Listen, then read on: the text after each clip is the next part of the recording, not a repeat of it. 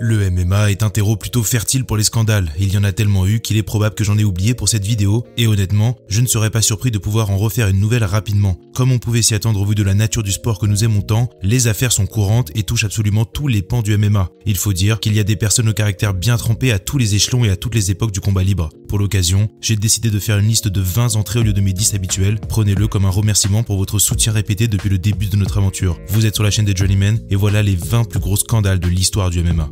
Numéro 20, l'incident de la serviette. On commence plutôt tranquillement avec un incident de pesée qui doit sa notoriété à Daniel Cormier. Cette entrée fait référence à la pesée de l'UFC 210. Alors que l'ancien Olympien doit défendre sa ceinture contre Anthony Johnson, il arrive avec 500 grammes en trop sur la balance. Pour parvenir à faire le poids, il décide de retirer ses vêtements et c'est à ce moment-là que les officiels de l'UFC sortent la fameuse serviette qui doit servir à cacher ses parties intimes. Daniel lui a trouvé une autre utilité car il décide de l'attraper et de s'y appuyer pour relâcher un peu de poids et valider sa pesée. Même s'il a longtemps nié avoir usé de ce stratagème, il a fini par reconnaître l'incident dans son discours d'intronisation au Hall of Fame. Évidemment, il n'est pas le seul combattant à avoir usé de cette technique. Khamzat Chimaev l'a fait avant son combat contre Li Jingliang et très récemment, l'ancien combattant de l'UFC Sam Alvey l'a fait avant ses débuts au karaté combat. La pesée est toujours un lieu de controverse et nul doute que ça restera le cas pendant encore quelques temps.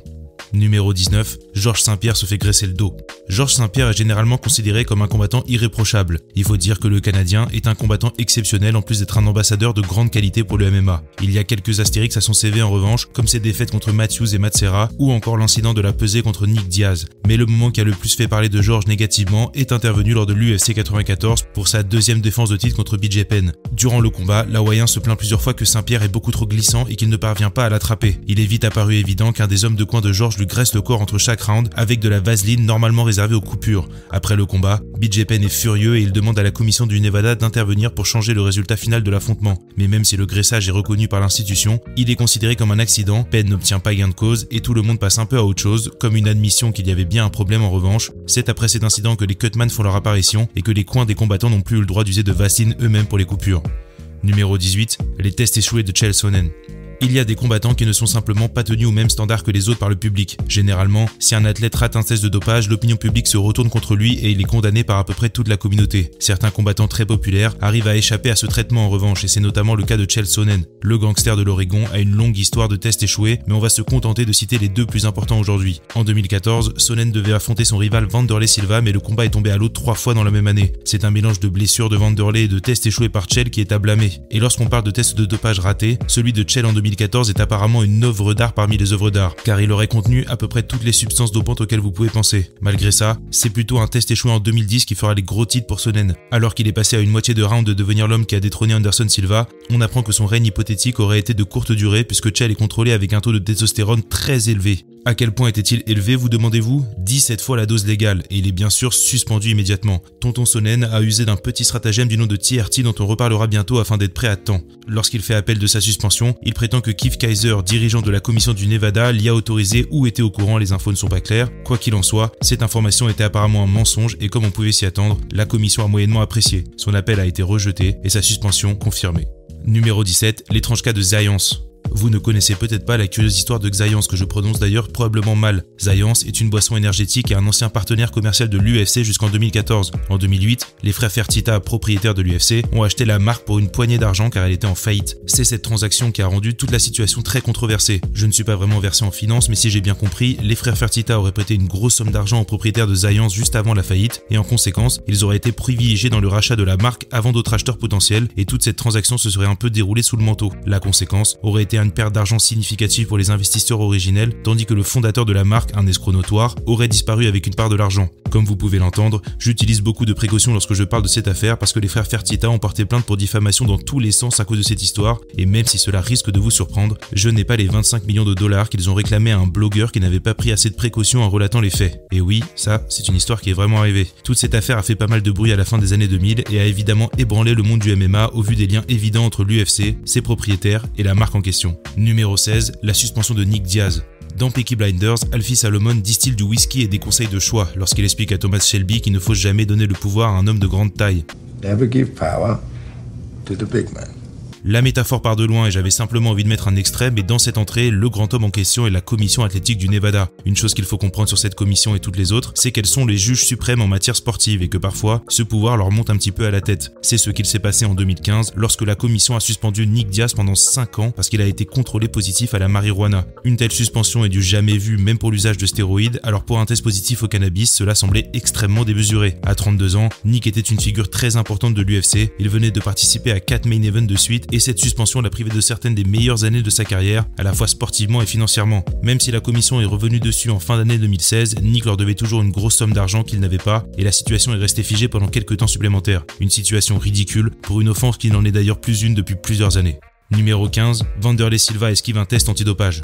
Vous vous souvenez quand j'ai expliqué que le combat entre Chael Sonnen et Wanderlei Silva a été annulé 3 fois en 2014? Et bien voilà une autre raison. Le Brésilien était en pleine préparation d'un combat contre Sonnen pour l'UFC 175 lorsque la commission du Nevada, encore elle, est venue toquer à la porte de sa salle d'entraînement pour un test aléatoire. Une procédure très courante pour les athlètes, mais Wanderlei savait qu'il y échouerait et pour cause, il prenait du diurétique, un médicament pour aider avec les problèmes de tension, fermement banni par le règlement. Qu'a donc fait Wanderlei? Il est parti en courant et a esquivé le test. Évidemment, la commission n'a pas apprécié et a banni Wanderlei à vie. Encore une fois, un peu d'excès de zèle du côté du NSAC, mais cette suspension est réduite à 3 ans quelques mois plus tard, ce qui est tout de même une très longue période de temps. Wanderlei a dû apprécier la réduction de sa sentence, mais en fait, il avait déjà prévu de combattre au Rising, qu'elle soit maintenue ou pas. Double problème pour lui, il était non seulement banni du sport, mais également sous contrat avec l'UFC. Son apparition avec un t-shirt de la promotion japonaise a entamé un conflit ouvert entre l'UFC et lui qui a été résolu discrètement quelques mois plus tard. Toute cette histoire vous en rappelle peut-être une autre, celle de Jon Jones qui se cache sous un ring pour éviter de se faire tester par l'USADA, car selon lui, il avait fumé du cannabis. Connaissant le passif de Jones avec le dopage, je doute que ce soit la vraie raison, mais passons. Numéro 14, le One Championship n'a pas résolu le weight cutting. Le MMA asiatique a son propre Dana White qui répond au nom de Chatri Sityodtong. Comme le patron de l'UFC, le boss du One Championship est un menteur narcissique et est adepte des coups bas et des affirmations plus que douteuses. Le plus gros mensonge que le One Championship a essayé de nous faire croire, c'est que la promotion a résolu l'épineuse question du weight cutting. Couper du poids est un procédé extrêmement compliqué qui est sujet de controverses depuis son apparition dans le sport. Pour tenter d'y mettre fin, le One a mis en place un système de test du niveau d'hydratation d'un combattant qui permettrait de s'assurer qu'un athlète ne se mette pas en danger pour faire le poids. La promesse étant alors que les combattants se battront à leur poids naturel. Évidemment, cette entrée dans cette liste dont vous savez qu'il y a un problème quelque part. En effet, il y avait beaucoup de suspicions autour des affirmations de Chatri et à raison. Le docteur Olivier Barlet, combattant amateur et grand spécialiste de l'hydratation, a révélé que non seulement le système du One était inefficace car il était trop simple de le tromper, mais qu'il avait personnellement aidé plusieurs athlètes à le contourner. Des révélations qui ont fait beaucoup de mal au One Championship, surtout vu l'insistance avec laquelle Chatri rappelle quotidiennement qu'il est en train de sauver le monde du MMA. Évidemment, le sujet est un peu sensible car les changements du règle du One sont intervenus après le décès tragique de Yang Jianbing en 2015, mais l'inefficacité de ce système a été prouvée et le test d'hydratation n'est pas la solution miracle que beaucoup pensent. Numéro 13, Conor et l'USADA. Même s'il semble qu'il a entamé un dégonflement progressif, Conor était un beau bébé ces derniers mois. Après sa blessure contre Dustin Poirier, il était évident que l'Irlandais allait avoir besoin de temps pour récupérer. Il arrive que les combattants se mettent en retrait après une grosse blessure et profitent d'une aide médicamenteuse, si vous voyez ce que je veux dire. Pour ceux qui ne voient pas, un peu de stéroïdes peut aider un combattant à récupérer plus rapidement. C'est ce que d'autres ont fait avant lui et ce que certains sont probablement en train de faire à l'instant où on en parle. TJ Dillashaw, on se voit dans quelques mois. Il est apparu évident que c'est ce que Conor était en train de faire, surtout quand il a été révélé qu'il était le seul combattant actif de l'UFC à ne pas avoir été testé par l'USADA en 2022. En réalité, il a quitté le programme après sa blessure, lui permettant de ne pas être testé, mais l'empêchant de combattre. L'UFC et Conor espéraient que l'USADA offrirait un passe droit à l'Irlandais de la même manière que l'agence avait offert un passe droit au très naturel Brock Lesnar. Malheureusement pour eux, l'USADA a été inflexible et ce refus a mené à la situation que l'on connaît aujourd'hui, à savoir que l'UFC change de partenaire pour effectuer ses tests à partir de l'année 2024. Toute cette situation aurait pu être passée sous silence si Conor n'avait pas brisé le tabou autour de ce sujet publiquement et admis qu'il ne suivait pas vraiment les règles d'USADA pour sa récupération. Un point sur lequel je suis d'accord avec lui en revanche, c'est qu'une législation spécifique devrait être mise en place pour les athlètes qui reviennent d'une grosse blessure, mais ça fera peut-être l'objet d'une vidéo future. Numéro 12, THQ. Soyons tous honnêtes, les versions des jeux de l'UFC par EA sont catastrophiques et à ce jour, le mastodonte de la simulation de sport n'a pas encore réussi à produire un opus du niveau de la série Undisputed de THQ. Si vous vous êtes déjà demandé comment s'était effectuée la passerelle entre les deux développeurs, ça tombe bien, on va en parler maintenant. En 2012, THQ est en grosse difficulté financière et la perte des droits d'exploitation de l'UFC est le coup de grâce qui a mis la boîte en faillite. 6 mois après qu'EA et l'UFC aient signé un nouvel accord, THQ dépose le bilan et disparaît de la circulation. Ce n'est que quelques mois plus tard qu'un recours en justice est déposé accusant eSport et Zuffa d'avoir bénéficié d'informations confidentielles leur permettant de connaître la situation financière de THQ au moment des négociations. Pour le dire plus clairement, eSport aurait eu connaissance des difficultés financières de THQ et aurait suggéré à l'UFC de mettre la pression sur le développeur pour le forcer à vendre ses droits d'exploitation. L'UFC n'aurait alors pas donné le choix à THQ qui aurait été forcé de céder les droits, coulant l'entreprise par la même occasion. Ce recours juridique a été réglé en privé et j'emploie une nouvelle fois le conditionnel car à ce jour, il n'y a pas de preuves publiques prouvant ou réfutant les agissements de Zuffa et d'eSport. Cette affaire est donc close et à ce jour, l'UFC n'a pas eu droit à un seul jeu de bonne qualité depuis. Numéro 11, Ariel Helwani est banni de l'UFC. Cette entrée aurait pu s'appeler « Comment Dana White a muselé les médias couvrant le sport », mais rendons hommage à celui qui a mangé la plus grosse balle, Ariel Helwani. Le journaliste est l'un des meilleurs connaisseurs du MMA et de ses travers, et quoi qu'on pense de lui, et croyez-moi je n'en pense pas que du bien, il est responsable de certaines des révélations les plus importantes de l'histoire du MMA. C'est en faisant son travail qu'il va d'ailleurs s'attirer les foudres de Dana White. Avant l'UFC 199, Ariel révèle publiquement que Brock Lesnar fera son retour le mois prochain à l'occasion de l'UFC 200. Une nouvelle que Dana et la promotion avaient choisi d'annoncer le jour même. Comme vous vous en doutez, le boss de l'UFC n'a pas aimé se faire doubler par Ariel et il l'a banni des shows à vie. Évidemment, cela a créé un scandale immédiat car la liberté de presse est inscrite dans la constitution américaine. Sous la pression de l'opinion, Dana a publiquement levé le ban 2 jours plus tard, même s'il est assez clair qu'Ariel n'est plus le bienvenu. D'ailleurs, il n'est plus allé à une soirée de l'UFC depuis très longtemps et si on en croit certaines sources, il lui serait impossible d'entrer dans une de ces soirées s'il le voulait. Numéro 10, le vide juridique des TRT. Si vous suivez le MMA avec assiduité, vous avez sûrement entendu parler des TRT. Pour l'expliquer très grossièrement, la Testosterone Replacement Therapy est une technique qui permet de maintenir son niveau de testostérone haut malgré l'âge. Du milieu des années 2000 à 2014, cette pratique est devenue extrêmement populaire chez les combattants de l'UFC et pour cause, elle n'était pas vraiment illégale. À dire vrai, elle était autorisée si votre médecin vous fournissait un papier attestant d'un faible niveau de testostérone dans votre corps. Et bizarrement, tout le monde s'est mis à être en manque clinique de testostérone. Évidemment, il y avait toujours une limite légale mais c'est un peu devenu la foire. Vitor Belfort et Bigfoot Silva étant les exemples les plus connus de combattants ayant abusé de ce système. C'est d'ailleurs à cause de ce dernier que la commission du Nevada a décidé de dire stop et a banni l'usage de TRT en 2014. Vitor Belfort et Bigfoot Silva ont combattu 18 fois depuis et ils n'ont remporté que 3 combats au total. Numéro 9. Où sont passés les tests de Vitor Belfort ? En parlant du loup, je me suis dit que la transition était toute trouvée pour parler d'une autre affaire impliquant le Brésilien Vitor Belfort. En 2015, le journaliste Jos Gross a révélé une histoire bien curieuse qui s'est déroulée juste avant le combat de Belfort contre John Jones à l'UFC 152 en 2012. Un test de dopage du Brésilien aurait soulevé des taux de testostérone très élevés même pour un combattant usant de TRT. Rien de bien choquant, cela arrivait souvent à l'époque, mais là où l'anecdote prend une tournure étrange, c'est la façon avec laquelle cette histoire s'est répandue. En effet, le laboratoire a fait une erreur et a envoyé des résultats de tests à tout un tas de personnes qui n'auraient pas dû les recevoir, dont des journalistes et des personnalités du milieu. Rapidement, l'UFC s'est empressé d'informer ces personnes que divulguer ces informations pourrait être passible de poursuite. Ce qui est encore plus curieux, c'est que cette histoire n'a été relevée que 3 ans après le combat et que personne ne sait si Vitor avait été testé de nouveau ou si la promotion l'a laissé combattre en sachant qu'il était sévèrement dopé. Quoi qu'il en soit, il a de toute façon perdu contre John Jones qui lui ne buvait que de l'eau de source. Numéro 8, James Krause. Cette histoire est récente et elle est encore en développement, mais en fonction des résultats des diverses enquêtes en cours, cela pourrait être l'un des plus gros scandales de l'histoire du MMA. James Krause est un ancien combattant de l'UFC reconverti en coach qui est également un parieur invétéré. Il a carrément un podcast dédié aux paris sportifs et ce secteur d'activité est d'ailleurs son gagne-pain principal, bien au-dessus de ses activités de coaching. Toute cette histoire l'impliquant commence en novembre 2022, lorsque son poulain Derek Miner est sur le point de combattre contre Shayla Nuerdambieke. J'ai probablement massacré son nom et je m'en excuse. Quelques heures avant le combat, plusieurs grosses sommes d'argent sont pariées contre Miner, des sommes si suspicieuses en fait que les sites de paris ont retiré ce combat de leur grille de promotion. Il s'avère que Miner est arrivé blessé le jour J et que c'est d'ailleurs cette blessure qui a causé sa défaite. Évidemment, tout ça a été très suspect et plusieurs enquêtes ont été immédiatement ouvertes, dont une à l'échelon fédéral, le genre d'échelon qui envoie les gens en prison. Cette histoire n'est pas finie donc je vais ouvrir une nouvelle fois les guillemets de la spéculation, mais la théorie la plus probable et la plus répandue est que James Krause aurait encouragé son combattant à entrer dans la cage tout en sachant qu'il perdrait et il aurait placé des sommes colossales contre son propre athlète. Évidemment, rien n'est encore prouvé, mais si son rôle dans ces lignes de paris étranges est avéré, des enquêtes sur les autres combattants de Krause seront ouvertes et cela concerne plusieurs athlètes de l'UFC. Cette histoire peut rapidement prendre des proportions titanesques. Numéro 7, la fermeture d'Elitexi. Vous connaissez forcément ce clip de Dana White. That's fucking illegal. Mais est-ce que vous savez d'où il vient ?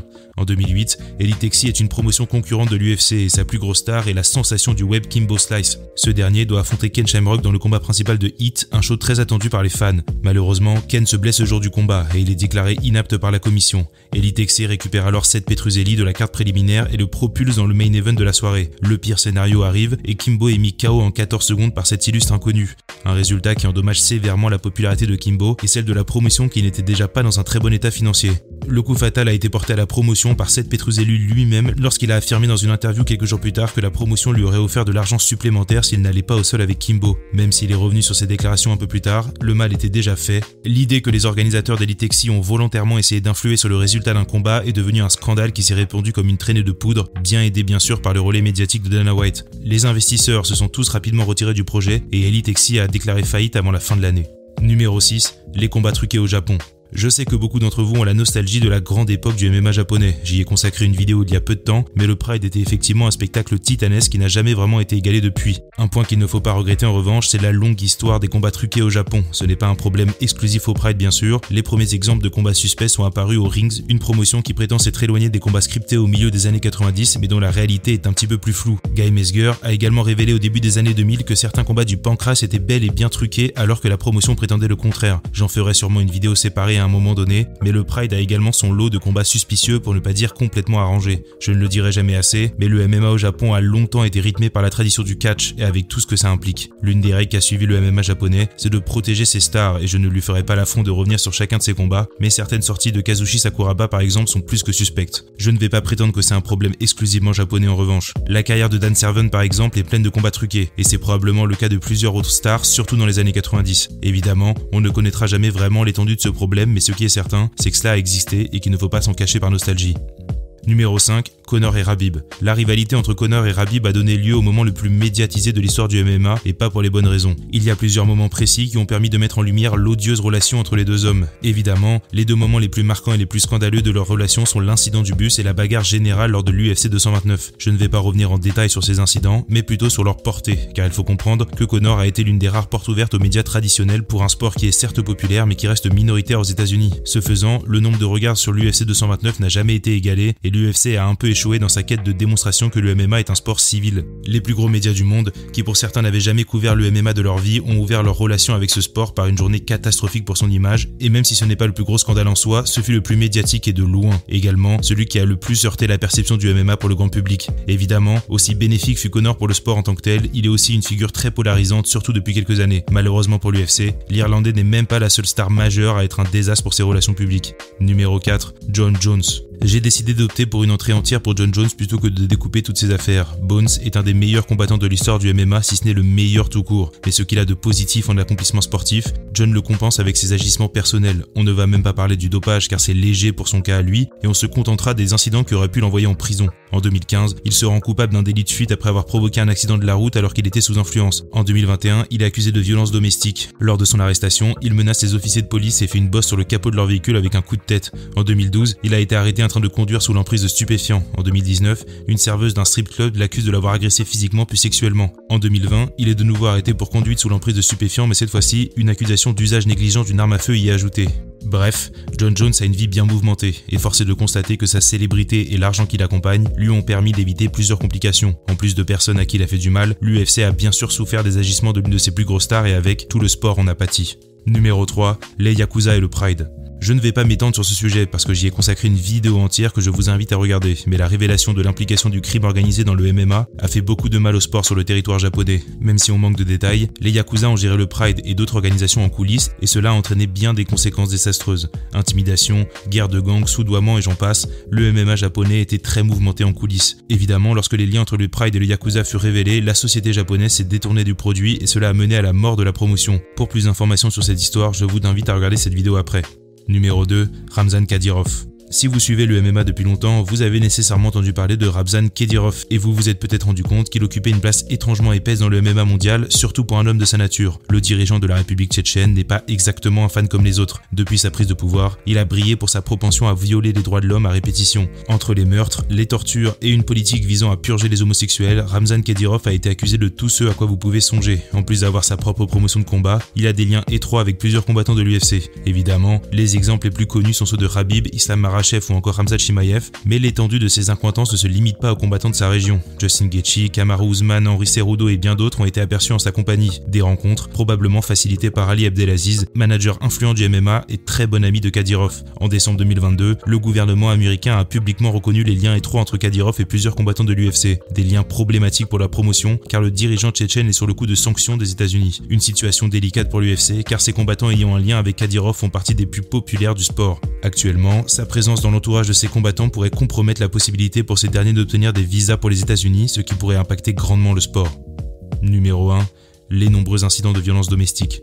Mes amis, il est temps de se regarder dans le miroir et d'être honnête avec nous-mêmes. Même si nous aimons ce sport et que nous défendons les valeurs positives qui l'accompagnent, il faut bien être sincère et reconnaître que la violence domestique est un problème qui apparaît bien plus fréquemment dans le MMA que dans d'autres secteurs. Évidemment, on en a eu un exemple récent en France avec l'affaire de Fernand Lopez qui fait tristement écho à celle de Dana White au début de l'année. On a déjà parlé du cas de John Jones un peu plus haut, mais ce n'est pas un cas isolé chez les combattants, loin de là. Thiago Silva, Greg Hardy, Arnold Verdon, Mike Perry, Donny Aaron, Luis Peña et j'en passe, un nombre conséquent d'athlètes ont été arrêtés pour violence domestique et c'est malheureusement une situation bien trop récurrente. L'un des exemples les plus graves, même si je ne veux pas faire de hiérarchie sur ce genre de sujet, c'est le cas de War Machine qui a été condamné à la prison à vie en 2017 pour les actes atroces qu'il a commis à l'encontre de son ex-copine. Même si ce dernier a été condamné par la justice, ce qui frappe également c'est l'impunité qui suit de telles accusations. Évidemment, Luis Peña n'était pas un rouage important de l'UFC et il a été viré par l'organisation sur le champ, mais Dana White et John Jones n'ont bien sûr pas reçu le même traitement. Le MMA a un vrai problème de violence domestique et on ne peut plus l'ignorer. Merci à tous d'avoir suivi cette très longue vidéo. Comme vous pouvez peut-être l'entendre, j'ai la voix cassée, ça faisait longtemps que j'avais pas enregistré aussi longtemps. N'hésitez pas à donner votre avis en commentaire, évidemment restez respectueux, surtout sur certains des scandales. Je serai assez vigilant dans les commentaires à ne pas laisser passer des énormités ou des propos qui dépassent l'entendement. Voilà, n'hésitez pas à donner votre avis, n'hésitez pas à vous abonner, à liker la vidéo et on se reparle bientôt. Salut les gars.